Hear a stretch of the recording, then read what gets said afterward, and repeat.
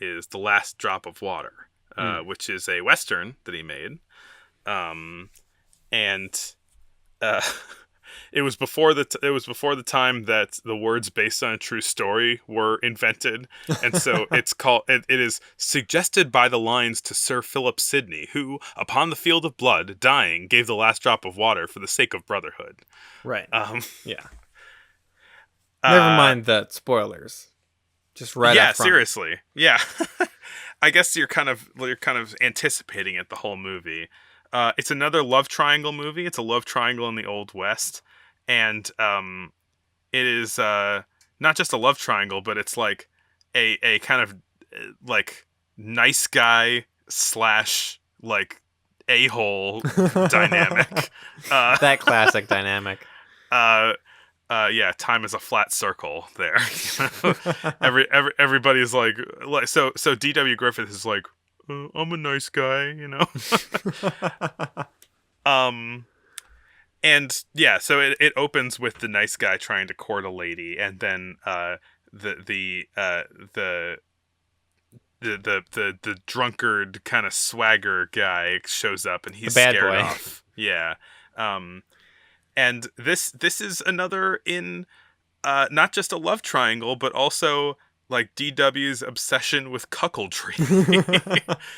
because this guy is like, he just seems very cucked, Yeah. Well, it's funny because I think there is that element in a lot of his other movies of a love triangle and of kind of a similar dynamic to this, but this one is definitely the most like, oh man, like Yeah. I guess in a love triangle there's often going to be a loser, but in this one he really acts like a loser.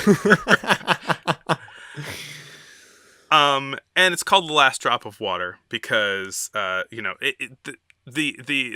drunkard and the woman end up getting married, and the nice guy is just kind of sitting there waiting in the wings.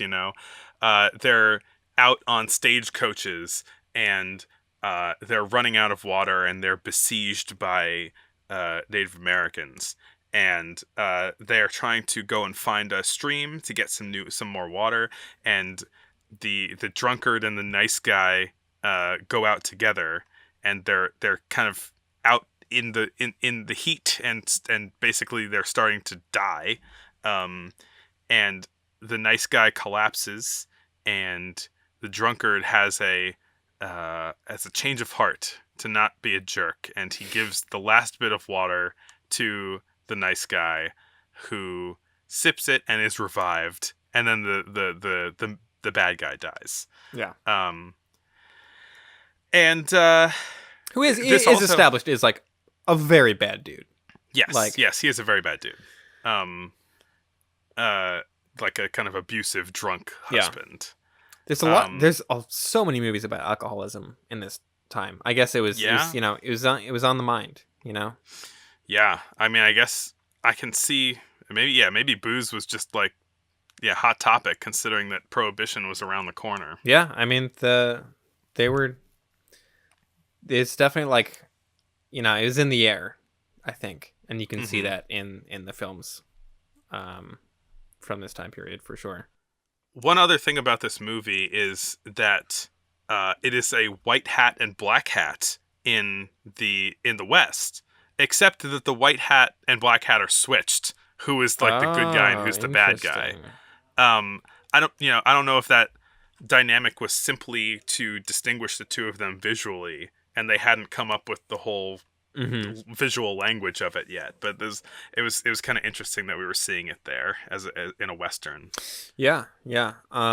This also is a Western that was shot. I'm not sure exactly where it was shot, if it was California or somewhere else, but it's shot in a real desert, which certainly helps a lot. Yeah, lots of extras and props too, which are good. They are no longer doing the New Jersey Western as they were known.